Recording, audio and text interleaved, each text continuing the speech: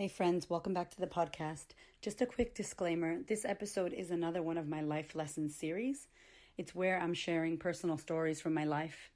And I just wanted to let you know that if you're dealing with death right now, or you're feeling a little bit emotional in regards to the loss of somebody that you've recently had, or maybe you haven't sorted that for yourself, this episode may trigger you. So I just wanted to give you a heads up. I discuss in detail my experience losing my husband.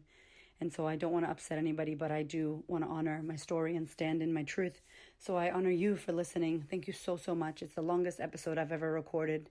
And I hope you enjoy today's episode. Hello, welcome back to the podcast, my friends. How are we? If you have tuned into this episode, welcome back to the Life Lessons series. I haven't done one in some time now. I've been on a roll with my other episodes, and life is good. And this is a bit of a hard episode. It's a bit of a sad story, even though I've overcome it and I feel amazing. And, I feel like I fully have healed it. It's still something that, I don't talk about all the time. And there's limited times where I bring it up. And it's so funny because we're actually approaching crazy timing. And I didn't plan it. I promise I didn't plan it. I do my Life Lessons series podcast when I feel like I want to share something about my private life that needs to be uncovered and talked about. And I intuitively feel what episode I need to do. I intuitively feel when I need to release what. So I don't go off a crazy structure. I really just feel my way through what podcast episode I need to release, what the market wants, what my clients have asked for, and where I'm at, really. And so I've been in such an amazing place. And, not that I can't talk about sad stuff or hard stuff when I feel good, but it has felt really at the back of my mind. And on Sunday, May 6th, is my husband's, who passed, anniversary, his death anniversary. So he died on May 6th, 2007. And the way Americans, we do dates is 5 for May, 6 for the date, and then 2007. So he died on 5, 6, 7, right? Australians flip it and they do, day, month. So every 5, 6, 7, every 6th of May, that's his anniversary. So it's been 13 years since my husband Gio passed away. His name is Jeovanni Lopez. Beautiful, beautiful soul. And I can't believe it's 13 years.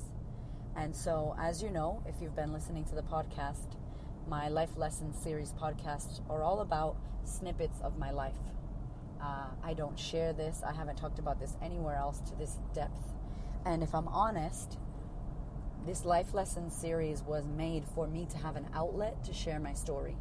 I really want to write a book, y'all know, about my life. Not a confidence book, that's coming. That's the one I'm writing now and getting out now. But the book about my life story, and, it could all be the same book, really. But I felt so much pressure, and I said this before on the podcast, I felt so much pressure to tell my story. And it feels like such a big story because there's so many crazy stories interwoven in my life that it felt too big. It felt too big, too hard. How the hell am I going to tell my story? How the hell am I going to write my book? I can't do it. And so instead of me not doing it, I decided I would do the Life Lessons series in my podcast and share snippets of my life so that first and foremost, you understand who it is I am and what it is I've been through. And second, and most important, so that if you are going through something like this, if you have already been through something like this, or if you do in the future go through something like this, you have a place where you can come and be heard and be gotten and be understood and be validated through my story. And I hope that that's what it does. And the feedback I get every time I do one of these is beautiful. Like, I could cry, and I probably will this whole episode, if I'm honest. Yeah, I really feel like the shit that happens in our lives happens for us to share forward. Literally. I'm not joking. And people that are out there dealing with eating disorders, or the death of their child, or the death of their partners, or, horrible things, diseases, cancers, people that are out there, if you're out there dealing with really hard stuff right now, you're probably like, there's no way in hell I'm going to tell anyone about this. There's no way in hell I feel ready to share this. That's okay, my love. That's cool. What I'm saying now is, being on the other side of all of the bad, crazy shit that's happened in my life, I can see that it all happened to me and for me to share forward. for me, the greatest release has been able to share my story with people and go, hey, I feel you. Hey, you're not alone. Hey, I got you. And guess what? If you work through this and if you heal this and if you get a coach and if you get support and if you get therapy, whatever you need, if you work on this, you can heal this for yourself. And then when you heal it, you can tell others about how you did it and you can change lives. Like that to me is why bad things happen, air quotes, bad things, right? So let's begin. I was married for 5 years with he was my high school sweetheart, Gio. I met Gio when I was 16. I had just gotten out of a relationship with someone who was not good to me. And Gio ended up being, Jeovanni was in my Spanish class. And I never noticed him, ever. I didn't notice this kid, and he was in my freaking Spanish class, and I'm sure he sat in front of me. But I was in a relationship with this guy who was treating me like total shit. He was the popular kid, and I thought I was nothing, as you do in high school. A lot of us just think we suck. And this guy was popular and amazing, and I was in straight tunnel vision. So when he broke up with me, my eyes almost opened up, and I was looking around, and literally my head lifted, because I was in such a shameful place of I'm not good enough that I looked down all the time. So when I broke up with this guy, or he broke up with me, I don't even remember what happened, I was in Spanish class, and Gio walked in late. And he was hot. And I'm like, who's this guy? He's really cute. Oh, who's this guy? And I asked my friend, and she's like, that's Gio. He's been in this class the whole term. And I didn't even realize. I found out that he was a DJ, and he loved DJing. He was a senior, and I was a junior. So he was in grade 12. I was in grade 11. And we were in Spanish together, which I was failing. I failed all my fucking classes. And I'm Spanish. I speak Spanish, okay? And I was failing Spanish. Like, what the hell? Never did homework. Ended up that I found that he was a DJ, and there was a talent show. And I've told you guys before in the podcast that I joined every talent show. I love dancing. I love being a performer. I still do. I miss it so much, and I'm going back into it now because I loved all eyes on me. I loved attention. I loved the performing, the being funny, the dancing, the being sexy. I just loved it. So I was doing a talent show, and I was trying to recruit my girlfriends. And if they didn't do it, I was going to do it by myself. And I needed a DJ to mix me J-Lo songs, because hello, of course, I was obsessed with J-Lo. I was obsessed with merengue. Like, I love merengue still, which is like a fast Spanish dancing, Dominican Republic kind of music. And I was obsessed. And so I spoke to Gio, and he was doing a mix for us. It was like a merengue mix with a little bit of salsa, a little bit of reggaeton. And I was like, we need this song, and mix it together. So we got friendly, and he ended up being our DJ. He invited me to his house to watch him DJ, and I would sit on the stairs and just watch him. Like, he'd be on the side, and I'd be watching him, like, move his fingers and scratching and fading on the turntables. Like, he was sick. Long story short, we ended up dating and falling in love, and I was 16, so he was my high school sweetheart. When our dream had always been to live in California. He was born in California, and I wanted to go to California to be an actress. And so I was like, we're going to move to L.A. We're going to be, I'm going to be an actress. You're going to be a famous DJ. We're going to live our dreams. And when he, the summer of his senior year, he joined the Marine Corps. And it's so funny because at that same time, I had joined the Army, the National Guard. And we didn't end up talking about this until we realized that we had both already signed up. So he had signed up for for the Marines. I signed up for the Army. And when he told me, I'm like, what? You're going away for boot camp? I am too. And he kind of made fun of me because I joined National Guard and the Marines are hardcore. And I was like, nah, I don't want to go to the Marines. Like, I'm good. I'm just going for college. So his senior year, he ended up going to boot camp. And I ended up staying in school and waiting for him. And I remember him graduating. I couldn't go to his graduation. And we would write each other letters and keep in touch. And, our relationship grew stronger and stronger. When he came home, he moved to California. He was based in California. And it wasn't where we wanted to be. We wanted to be in L.A., and they put him in the desert in 29 Palms, or they called it 29 Stumps, which is out by literally like Death Valley, out by Yarra Valley. It's really far away. And he ended up going over there to California. I graduated and ended up going to boot camp. And while I was in boot camp, my senior year of high school, my trip was boot camp. Halfway through boot camp, 9/11 happened. So the towers got hit. They told us, you're all going to war. There's war in our country. Now remember, we never had war. We didn't know shit about war, I was born in 1983. There was no war stuff that we knew about. So now Gio, I call him. Once we found out what happened, they let us use the phones. I called Gio. He's in California at the Marine Corps base. They locked down the base. He's like, we're going. They're sending us off to war. And I'm like, are you fucking kidding me? As insane as it was, like this whole situation, you know, really drove us into scarcity of like, fuck, if this happens, you know, who knows who's going to die, am I going to be at war forever? Is he going to be at war? Will we get killed over there? So we ended up coming home, having a Christmas at home. And he said to me, look, we need to get married. And I was like, I'm not marrying you. And he's like, we need to get married because if we don't get married, then they're never going to tell you anything. So if something happens at war, you don't know as the girlfriend. They tell only spouses.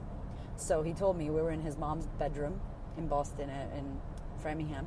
We were in his mom's bedroom, and I'm crying, going, this is not what I imagined. I want a big J-Lo wedding. Like, I don't want to marry you like this.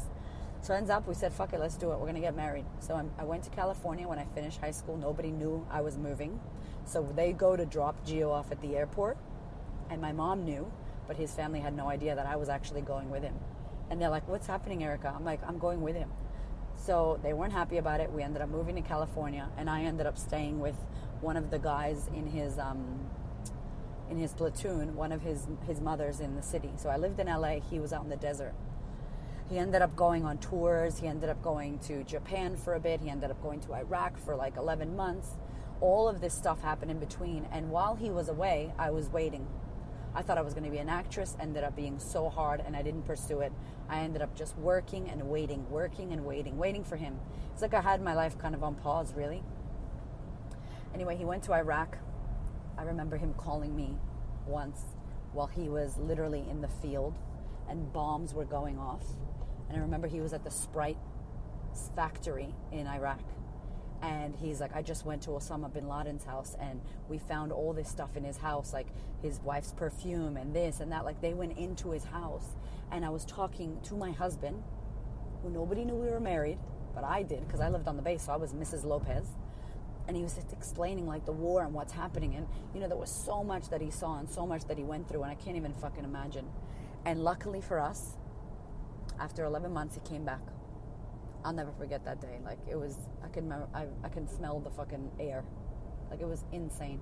His mom and his brother came to California. We picked him up. He was brown, super dark, and like, it was crazy. It was just, like, I kind of felt like he wasn't who he was when he left, but he wasn't as shocked and awe like some of the other people who came back. And he explained and told me some of the things that happened, but you could tell he was different. And some of the shit that he saw that, fuck, must have been so hard to see. So he was back, and I had felt so bad because this guy, straight out of high school, joined the Marine Corps and went to war. He hasn't lived. And in my head, I'm like, you haven't lived, you haven't seen life, you haven't done anything. So we ended up, there was a lot of crazy shit in between there that I don't even have time or depth to go into. But what I want to get to is when we moved to Florida. So I said to him, listen, you need to do your thing. You need to do your life. What do you want to do? He's like, I want to go to school. I want to be a DJ. I want to do recording arts and producing.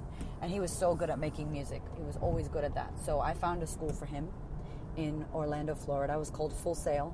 And it was a school for literally DJs and people that made music and producers, and the best school. He got into it. We moved to Florida. And again, I said, look, I'm going to put my life on pause. This is me, by the way. He never told me to do this. I put my life on pause. I started working for the Army full time. So my life was on pause, me waiting for him while he was in Iraq and Japan. Then my life was on pause again because I wanted him to go to school. So do you notice I wasn't doing what the fuck I wanted? I wasn't living my life to the fullest. And nobody made me do that. That was my own fucking thing. So we moved to Florida. He starts studying. I'm working in the Army. I'm not really fulfilled. And all of a sudden, one night, it was 2006, the year before he passed away. And someone invited us out. We had no money. We're like typical young students, kids that don't have any money. And they said, come out. We've got a VIP. We've got a booth. We want to invite you guys. His parents had got him the Fast and the Furious car, which is like the Mitsubishi Lancer Evolution. It was red. It didn't have a chip, so it went 240 Australian 260 kilometers an hour. American, I think it's 220 or 180. I don't even know, but it's all the way to the end of the speedometer. So whatever country you're listening in, if you go all the way to the end where you fucking smash the gas, that's how it went. So we're driving there. We end up getting drunk as hell. And the crazy thing is about this is that the place where we went had a stripping pole, like a stripper pole. And I remember drinking so much that I jumped on the pole and started doing back bends and flipping and pretending I was a stripper. I had no idea what the hell I was doing. And I literally was bending my back in ways that I've never bent my back before. And then, obviously, that was the time I broke my back, which I'm going to tell you about in a second. But it was crazy to move my back as much as I did. And within 25 minutes later, I didn't know that I was going to be in a car with my husband with no seatbelt on, because I told him to put a seatbelt on. And I told his friend in the front to put a seatbelt on. And what did I do as the woman, as the nurturer, as the I'll give to you and not to myself? Again, me doing this to myself. I was in the back, in the middle, with no seatbelt on, trying to watch, make sure everybody was okay. We were drunk as hell, friends. We were so drunk. We should not have been driving. And not only that, but I was in the middle, floating around. Of course, everybody fell asleep.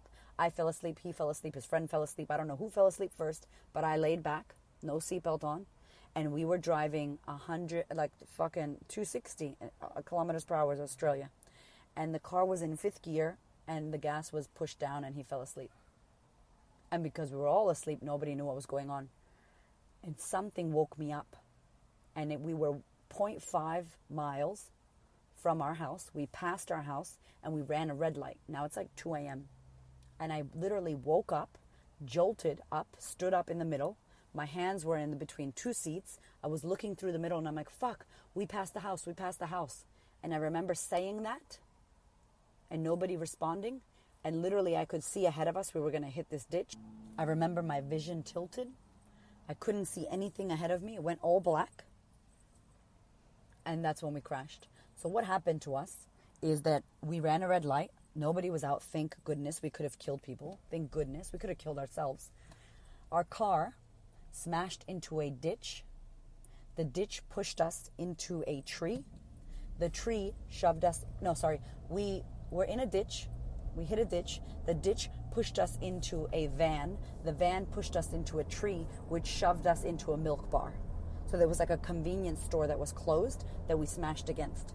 Now, because we turned, we were going boot first, trunk first. So the back of the car hit everything. That's where I was. I was ejected out of the car.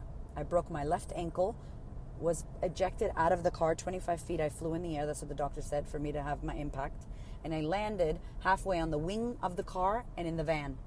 So my body was half in and half out of two things. Gio smashed into the store. So on his seat, on the side where he was, on the driver's side, he smashed. So he was in a coma. So he hit his head, his brain swelled, his head swelled, and he was in a coma for 12 hours. The guy next to him on the end didn't hit anything. He just fractured his rib. Thank goodness. He walked out of that car accident. So what happens? Ambulance, all this shit comes, and they did the jaws of life to get us out. They had to take us, me and Gio, in a helicopter and get us to the nearest hospital, the big hospital in Orlando, Florida. And one of his friends that he went to school with, because we had y'all, I don't even have time for it. We had a crazy journey in that school, and with trying drugs and doing all kinds of crazy shit in that time. And one of his friends was selling weed, as you do at 3 a.m. And it was a college area, so you can imagine. He went to go drop off at someone's house, and he said, I saw you guys. I saw your accident. I don't know if he's the one that called the police, but he saw us. He said, you were pushing on the top of the car trying to get yourself out. I'm like, what? Like, are you fucking what? But you guys know, doctors say with adrenaline, you can run with broken legs because your survival mechanism kicks in. So they took us to the doctor, and I remember opening my eyes, waking up with cold scissors, cutting my $80 Express jeans, which were expensive back then, don't play. And I could hear Gio screaming in the background, fuck you, get off me. And I was apologizing for him. Oh my God, I'm so sorry. He doesn't mean that. We're just a little bit drunk. We were fucking wasted. What happened? I broke my back. I ended up having to learn how to walk again. Was in the hospital for 25 days. Gio had a coma for 12 hours. Nobody knew we were married. We had to hide our rings. My army mom, who's like Verma, who's like the woman in the life of right now, that she's like my mother. She's amazing. She looked after me for 30 days. Like, she looked after me the whole time. Gio's mom ended up coming and staying with us and healing and helping me heal. And it was insane. We almost fucking died. We went and saw the car, guys. Like, all 4 doors were taken off the car. All 4 tires flew off. This car, we shouldn't have survived, but we did. The next year, more drinking and driving. We didn't do it anymore. No more drinking and driving, I should say. We were like straight up. We're like, okay, cool. Our relationship, we're getting into a bit of trouble because we drank a lot. And that was our mistake as a couple. We drank a lot and we would fight a lot when we were drinking. And it wasn't good. We both had a lot of pain that we hadn't dealt with. Life coaching wasn't a thing back then. So we were getting toxic. Our relationship was getting toxic. So one day, we had a party. It was the 5th of May. And it was a Cinco de Mayo party, which in America, it's like a Mexican holiday. It was the Day of the Dead. And we celebrated by watching one of those fights. You know, that pay-per-view fights? And we had friends over our house, and we were at our house, so we were drinking, which is fine. The next day, I had the army 1 week and a month thing, the reserve army thing. So I couldn't stay up too late. So they got drunk, I got drunk, and I said, y'all, I'm going to bed. I went to bed, and the next morning I woke up at 6 o'clock in the morning, and I had to run because I was going to be late to the army. I wake up, Gio's not there. I check my phone, he called me at 1:20. No message left. Like, what the fuck? I'm calling him, and I'm like, I got to go. I'm going to be late, and you don't want to be late to the army. And here I am thinking maybe he's asleep on the corner on the car. Maybe he went to his friends. I don't actually know. There was no way in hell that I thought he had drank and drove because we weren't doing that anymore, right? We fucking almost died the year before. So I go to work. I'm calling his phone. It's ringing. I'm like, oh, there's hope. I called the hospitals. Nothing. I called every fucking prison just in case he was arrested. Nothing. It's 11:45 and it's raining. And I started freaking out. And I told Verma, my army mom, Ma, I think something's wrong. I don't know what's wrong. Gio hasn't come home. My husband hasn't come home. I don't know what to do. His brother rang me. I was freaking out. So what happens? I go home. His friends are still there looking for him. He's nowhere where he normally would be. No drive-through, no parking lot, no normal places where his car he would be. So I go to my phone and I see that the hospital had called right before I left to go to work. So I missed it, right? But the hospital was ringing me a lot because I owed like $120,000, and I still do, by the way, $120,000 medical bill from my accident that I had. I didn't have any insurance because silly fucking me, when I was a kid in the army, didn't say yes to the insurance.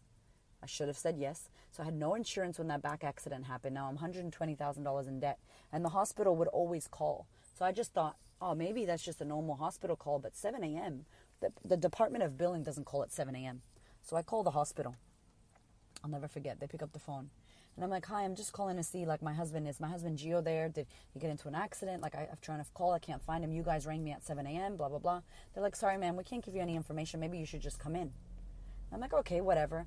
My best bet is maybe he's in the hospital. And in my head, you guys, I was envisioning him laying in a bed with a white wrap on his leg, lifted up, and a bandage around his arm. You know, like the typical, like, oh, I hurt myself. I got into an accident.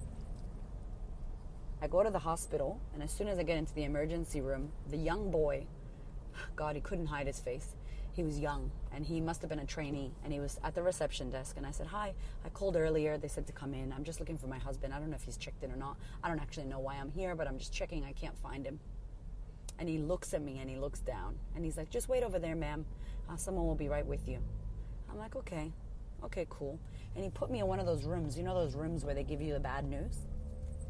And I'm freaking out. I'm pacing. I'm with his best friend and another one of his friends from school, his best friend Ryan and his friend from school.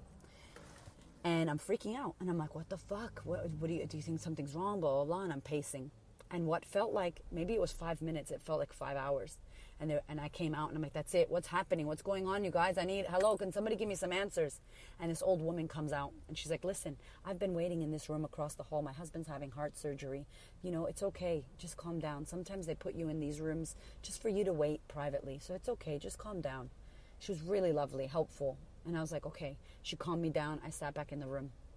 Again, it felt like 10 hours. And the double doors swing open like fucking slow motion. And out comes a nurse in full bright blue scrubs and a man with glasses on and a badge, and they walk towards me and they look me in the eyes and they look down and they say, I'm so sorry he didn't make it. And I'm like, excuse me? I'm sorry? Jeovanni Lopez, your husband, I'm so sorry. We did everything he could. You know, he didn't make it. And literally, when I tell you, that it was my moment of insanity.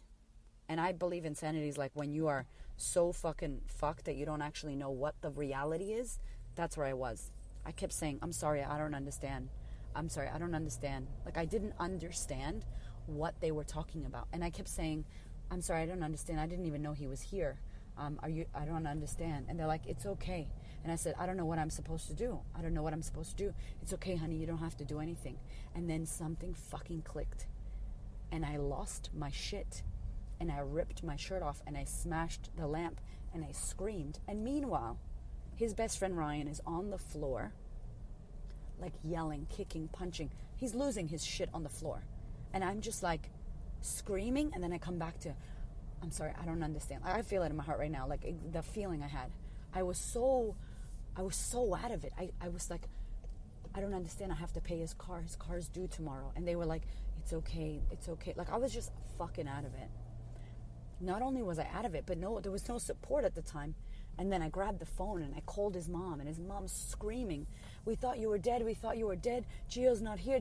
Like, the police had come to her house, had knocked on her door, had walked down the steps and looked down as we did, as they did to me. And they said to her, I'm sorry. So she thought Erica and Gio are dead because last year this happened. They're gone. They've done something. They're gone. She thought I was in the car with them. And I'm calling, and she's like, oh my, like, she's losing it. I'm losing it. I'm in the fucking hallway of the hospital. Half my uniform is off. I'm fucking losing it. And they're like, I'm so sorry. And I'm like, what the actual fuck? And the worst part about this is, like, we were left unattended. Like, no one sat with me and said, like, I should have been medicated, or they should have taken me and sat me down and had someone look after me, because I was not okay. And then I had to drive to go back home. Like, I was not okay. I remember going outside and sitting on a bench and calling Verma, my mother Lopez. She's like my army mom, the one who looked after me when I broke my back. And she was like, I just literally picked up the phone and said, Gio's dead. Gio's dead. Like, that's what I said. Right? I hope this doesn't trigger anybody out there. If it does, I'm really sorry. But I'm just being open and raw about how this was for me. And she said, what? She almost got into an accident. She was on her way to Mississippi with the army. She said, I'm coming back. I'm turning around. She's not related to me, you guys. Like, she literally looked after me like a mother. She got the army to okay her to be on emergency leave with me. I sat on the bench. I hung up the phone. I sat on the bench. And I looked over, and there was a woman with a baby, a new baby. And she said, honey, it's okay, baby. God blesses you, and it's okay. She didn't know what I was going through. But it was crazy because there was a newborn baby. My husband had just died. There was a newborn baby and this woman. And I'm just like, fuck. Like, fuck. What the fuck am I going to do?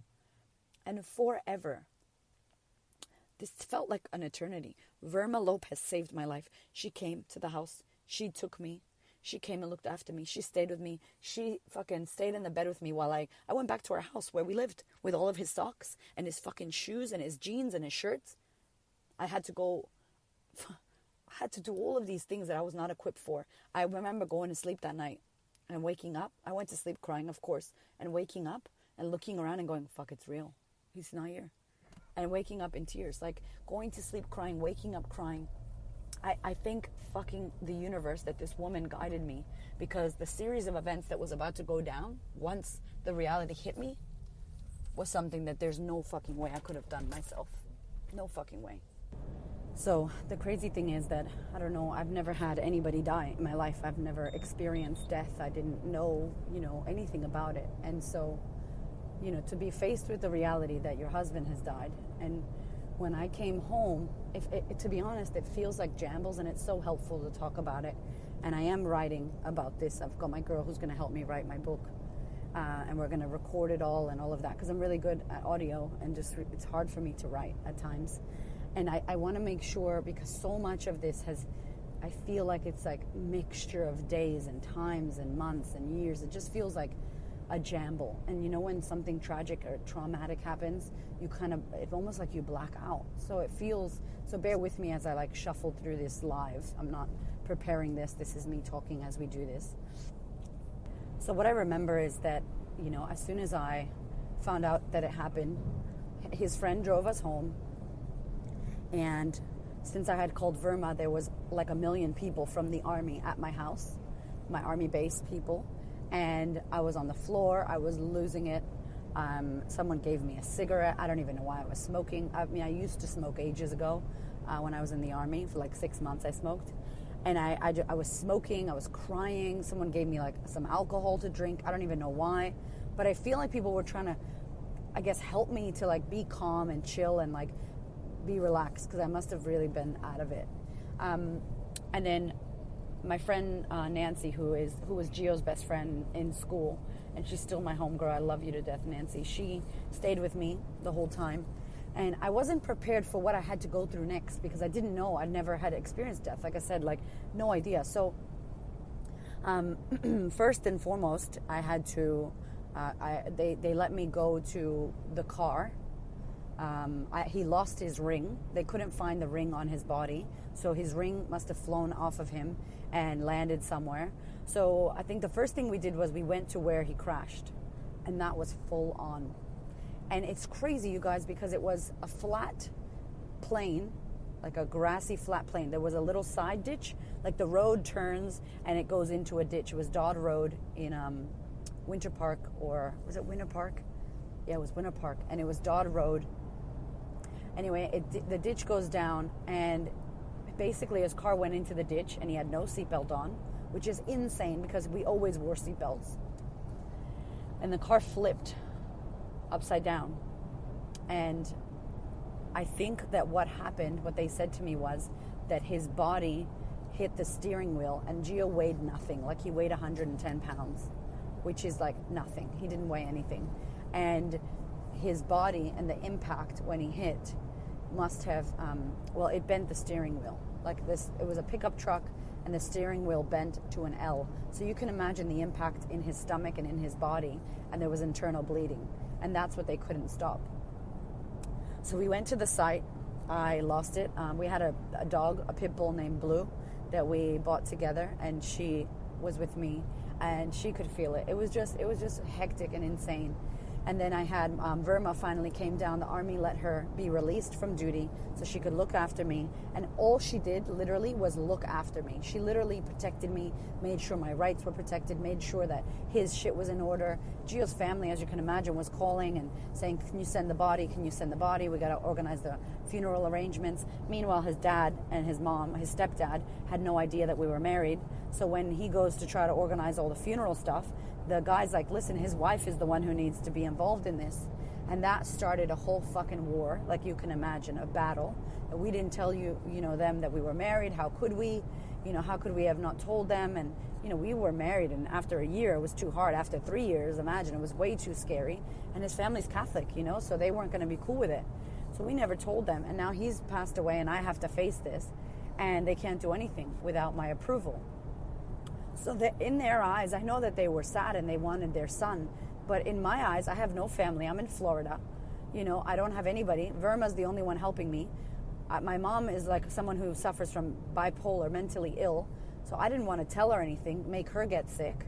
So I didn't really have no one looking after me. So thank God Verma was like, honey, it's your husband. You get to have a wake here. You get to, we covered you with insurance so you can pay for his things, and you get to have a say in this and that. And like, I didn't even know what my rights were. Never mind, I was still not wrapping my head around the fact that he wasn't going to walk through the door, and all of his stuff.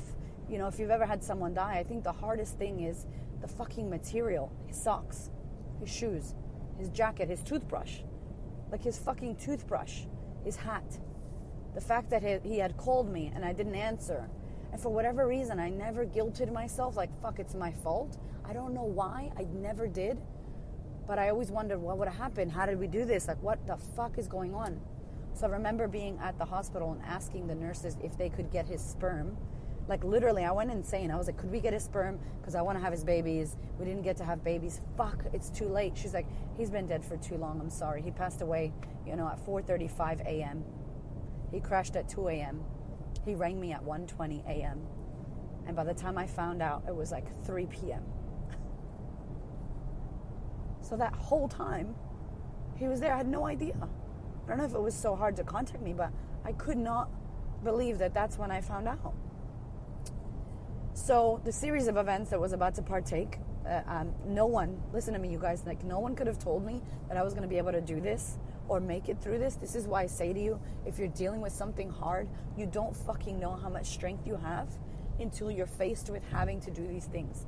It sounds fucking cliche, but it's true.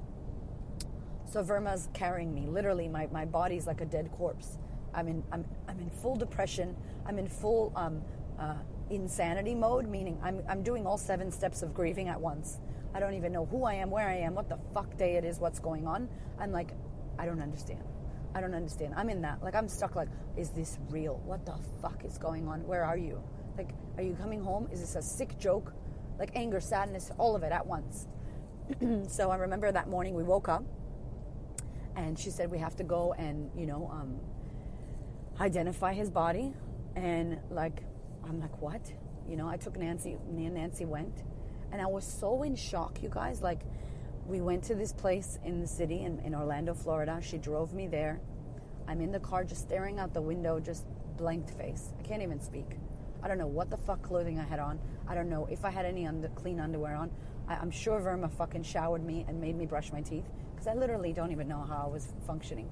And this is like day 2 or 3 that he had passed away. Maybe the next day. So we drive to this place. We get in the elevator. We open the doors, and we're at a place where, a morgue, basically, where you go to identify someone who's passed away. And we walk in, and there's a woman behind a glass. Everyone's behind a fucking glass in America, and bulletproof glass probably. And she's like, yep, just go that way. And she points us towards a way. And it's so fucking crazy, because only, of course, a wife or a mother would know this. I'm walking towards the way that they wanted us to go, and there are blinds. There's a glass window for you to view through the window, and there are blinds. And one of the blinds was twisted half open, and I could see his ear. And it was like a top part of his ear. And I knew, I was like, fuck, that's Gio. Like, I knew every square inch of his body. Like, I know my husband's body now. Like, I know my children's body. Like, I know their bodies better than my body. And I saw his ear, and I was just fucking frozen. And then they pull back the curtain, and he was laying there on a silver bed with a white sheet over him. And I just couldn't believe it. I couldn't speak. I didn't cry. Nothing. And Nancy's fucking losing it in the background. Like, the background soundtrack to all of this was someone who loved him crying, screaming, losing their shit. And here I am, his wife, his high school sweetheart, together 7 years, and I couldn't make a sound. I was in absolute awe, like shock and awe. And I remember saying to Verma, I want to go back there. Like, I want to go back there. I want to touch him. I want to pull the sheet. I want to see his stomach. I want to feel him. I want to know what happened to him. Like, is he okay? What happened? Of course he's not okay. But I'm just like not in my right mind. And no one let me go back there. They didn't let me do it. I don't think I looked stable enough possibly to do that. And I thought it was like the movies. They let you in to these secret areas and they pull sheets back and you can touch the corpse and all that. It didn't work like that for me. And I was really upset. Still, I'm upset about that, because that was my husband, like my son, like my love, and I wanted to touch him and feel and look and see the wound and just be with that, that closure for yourself. So I didn't get to do that. We left. Then we had to go to fax some paperwork for insurance, because in the military you have insurance. I had insurance. Gio had insurance for me. I had insurance for him, like health and life insurance. So it was $100,000, and I thought I never signed the paperwork, but I did, and Verma helped me to get it. And it was important because funeral cost and, all of this shit. So we're doing all the fucking paperwork. The Red Cross is helping us. We're signing shit. And then we have to go to the car place and pick up his belongings. Oh, you guys. Okay, so this shit's crazy, and it sounds crazy. And I'm going to talk about some crazy shit right now, but I'm going to do it unapologetically and bravely, because it's my truth and it's what happened. So we get to this car place, and the guy, I'm sorry for your loss. I'm like, thank you. I see the car, and the car's fucked. It's not as bad as our red car that when we crashed. It's actually not as bad. And that accident that he had was nowhere near as bad as my accident that I had with him. Like, we hit 50 million things, and he just hit a plain field of grass. Oh God, I forgot to tell you. So the next day that we found out that he passed away, we went to where he crashed. I told you guys that. And this woman came out and said, "Hi, are you his wife? I met him. I looked after him." And I'm like, "What?" She took me into her house, and Verma into her house, and Nancy into her house. And she welcomed us. She had tea and coffee, and she said, "Listen, I heard the crash. It was like 1 a.m., 2 a.m. I ran out. I jumped over the fence. I cut my gown." She was wearing like a nightgown, and she cut it, and there was a little, like a tear. And she's like, "This is the nightgown I had on. I want to give it to you." And I'm like, "What?" Like, this is crazy shit, right? She gave me her nightgown. I gave it to to Gio's mom. She gave me her nightgown, and she gave me this Bible, this ostrich-covered Bible. And she's like, "Look, I go to church. I saw him. I jumped over the thing, and I laid there with him. He didn't suffer. He was face down, and he wasn't suffering. He was bleeding, but he wasn't suffering, and I prayed over him, and he was peaceful. I just want you to know that." And I'm like, fuck. Like, what the fuck? Like, how blessed that someone was there with him and got to pray over him and, like, was with him, you know? And this woman was a fucking angel. And she said, "I'm going to find the ring. It might have fallen in the neighbor's house or somewhere. It was a big open field, right?" And she said, "I'm going to find it." You know, and apparently when that happened, she called the police, and they came and they helicoptered him out. And I'm so like, no one fucking called me earlier, right? Like, anyway, it was meant to happen the way it happened. And so,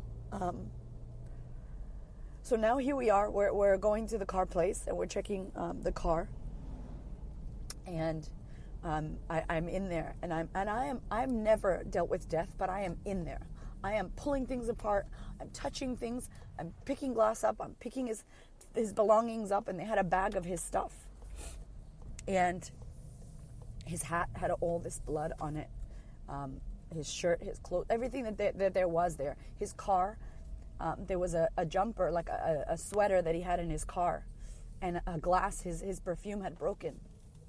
And it was all over the jumper, this sweater. And I wore that, and I kept that. Oh, God, I wrapped that around my head. I had that all with me all the time, 24/7. And I remember they gave me this bag. And before I left, I noticed the CD player. And I feel like I knew what he was listening to. So I ejected the CD. And, of course, I knew. I was like, I know exactly what track he was listening to. I know exactly what song he was listening to when he crashed. I know. So Rich Boy. It was Rich Boy's CD. We used to listen to that a lot. And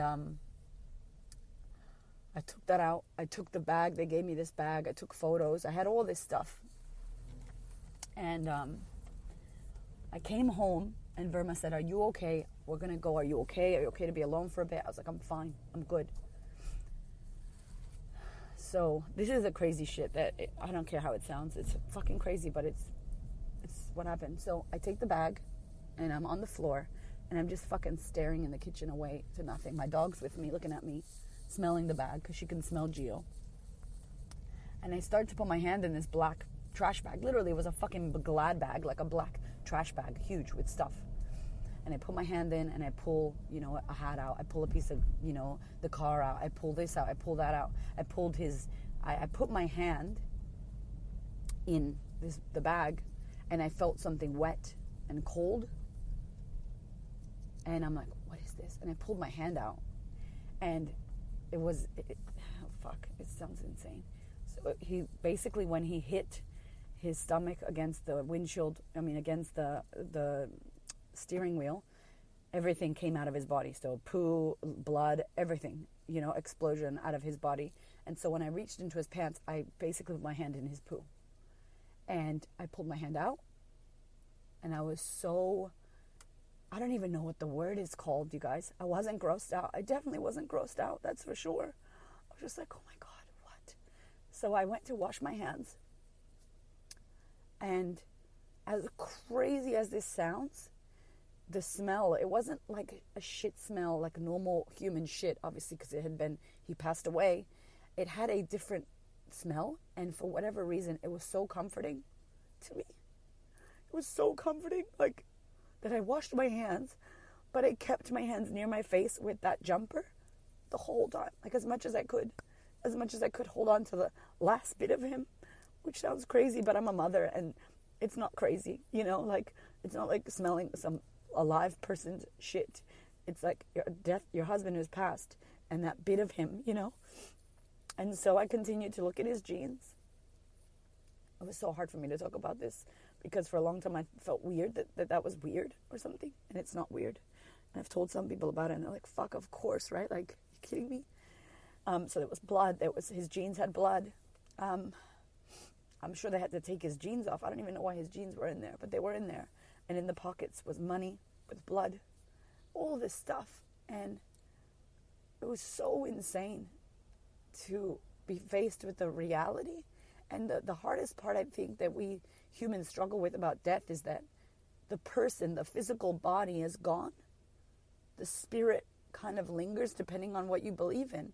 But the physical body is gone. Yet all of the material things of the person stay.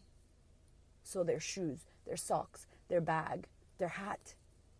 Like all of their stuff is here.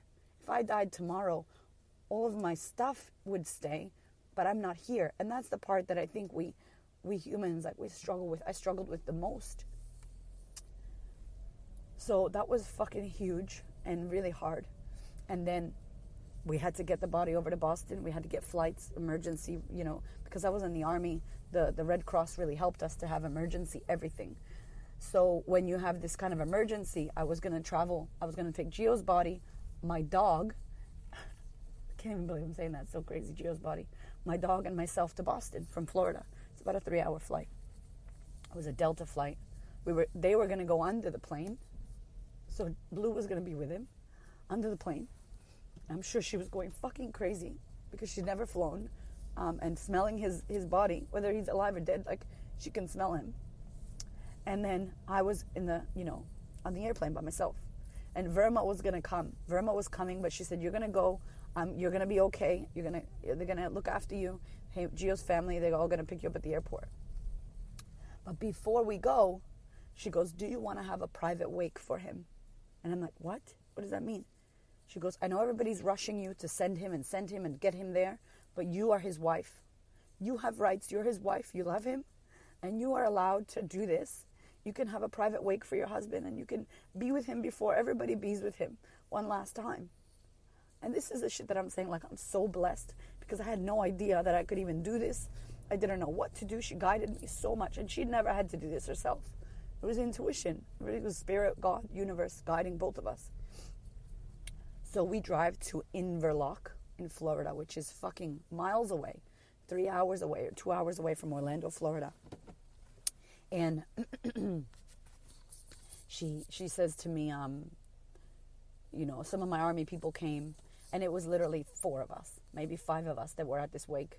So we sat in the car, waiting for him to be embalmed, waiting for him to be cleaned up, and all of the things that these people do to preserve the body, to fly to Boston, to have a funeral and a wake for the family. And,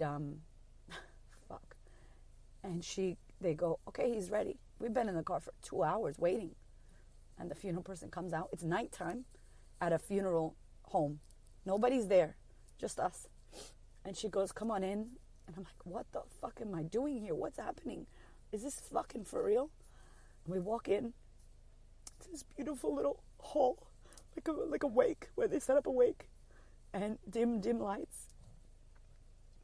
And out through the doors comes literally just a silver table with a white sheet wrapped over it. And Gio, his head pulled down.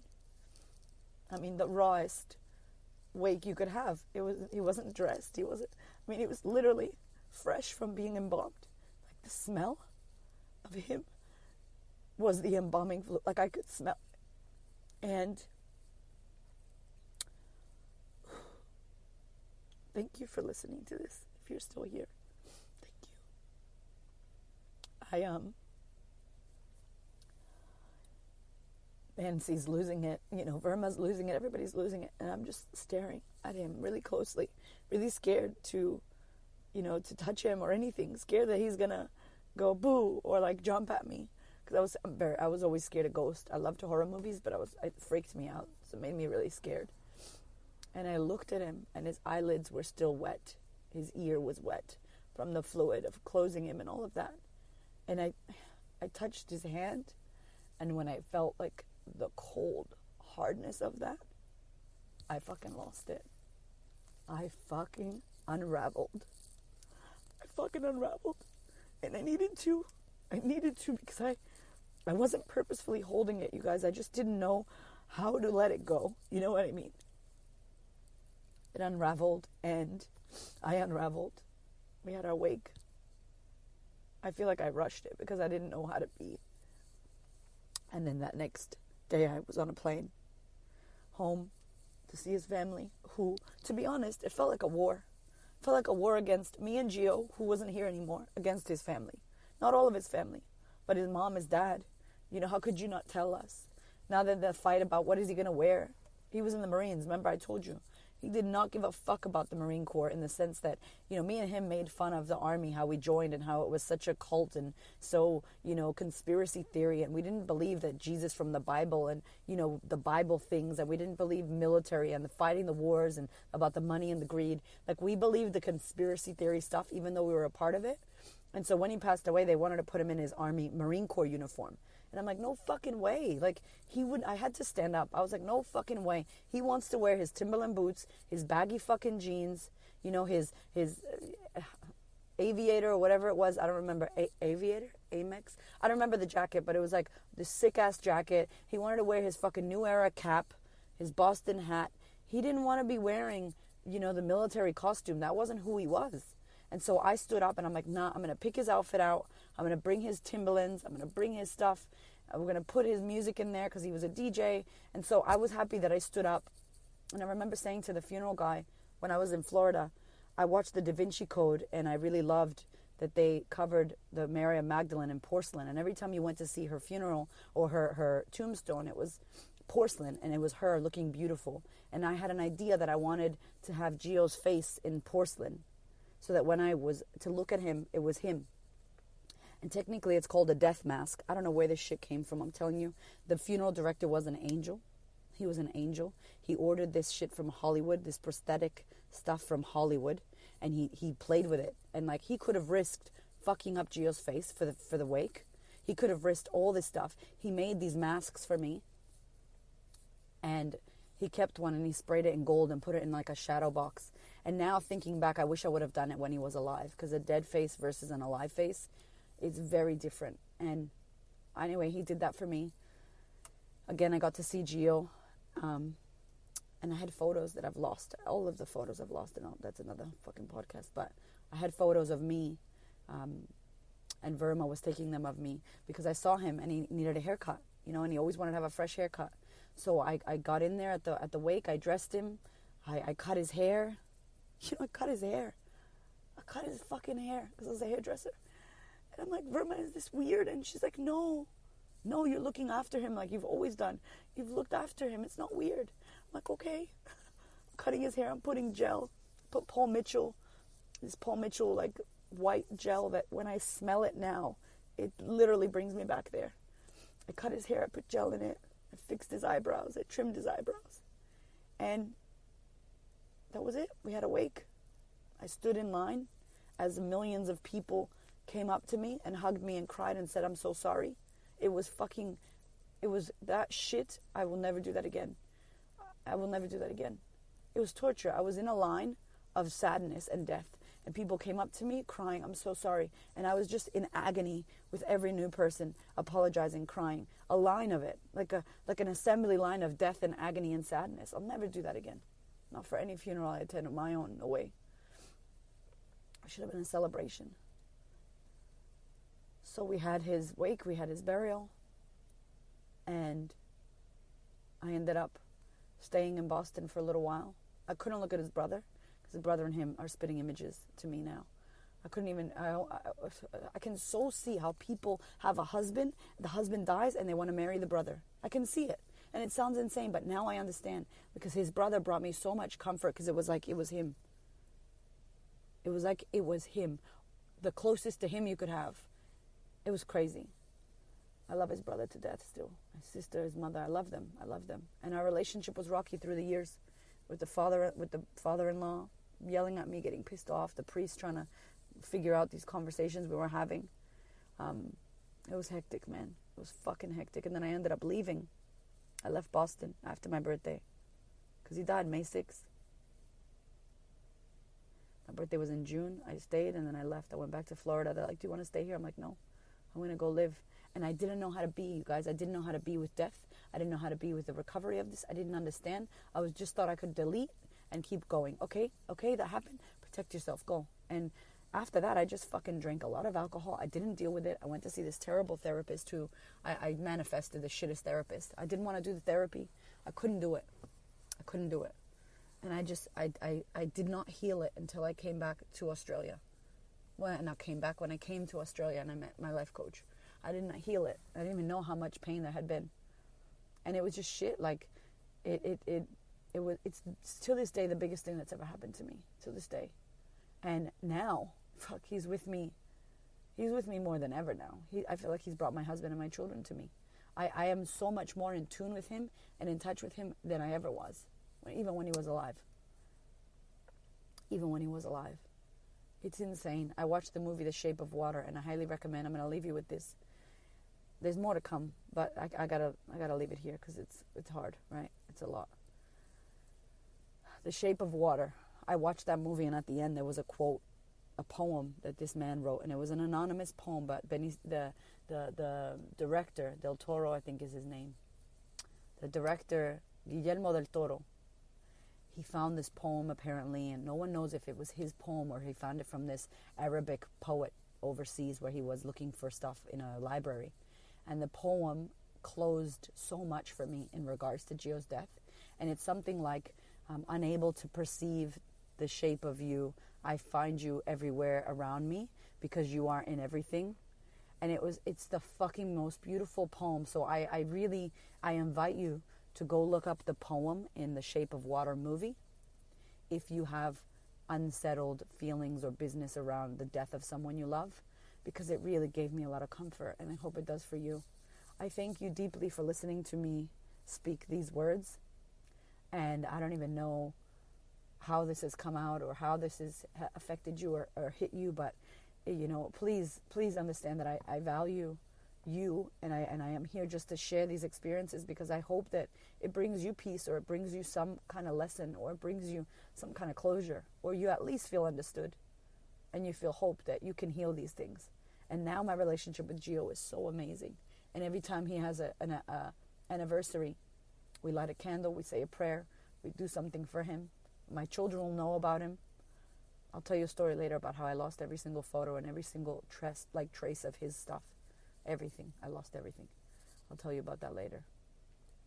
But yeah, hectic and crazy. Thank you for staying with me on this podcast episode. It was something I wanted to do for a long time, and as you can probably see now how long it took me, because there is so much in there, and there's still more. There's more detail. There's more things, but I think this is enough for me today. I love you so much, and thank you for listening. And as always, I wish you all the best. Thank you so much for listening. I so appreciate your time, your ears, your support, your love, your questions. Please connect. You can head over to Instagram at The Queen of Confidence or Facebook at The Queen of Confidence and hit me up. Or if you're not on Facebook or Instagram, email me, yo. My email is erica@thequeenofconfidence.com. I cannot wait to hear from you. I thank you. I love you. This podcast is for you. Go out there and be great, y'all.